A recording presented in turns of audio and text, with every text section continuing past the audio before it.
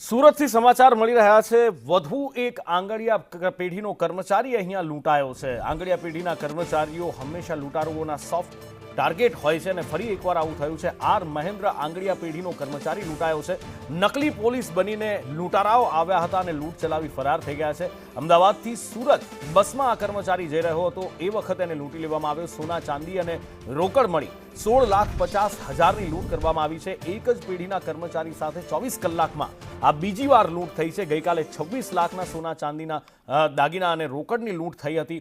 24 કલાકમાં 42 લાખથી વધુના મુદ્દામાલની લૂંટ થઈ છે।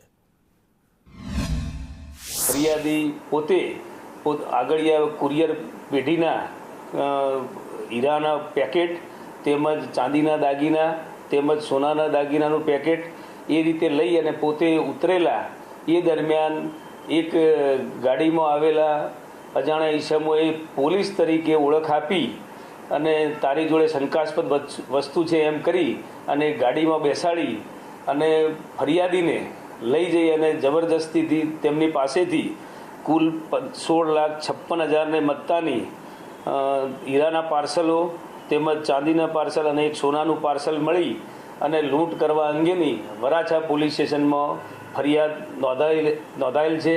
આ બાબતે વરાછા પોલીસ સ્ટેશનની જુદી જુદી ટીમો બનાવી અને ગુનો શોધી કાઢવા માટે કાર્યવાહી હાથ ધરવામાં આવેલી છે।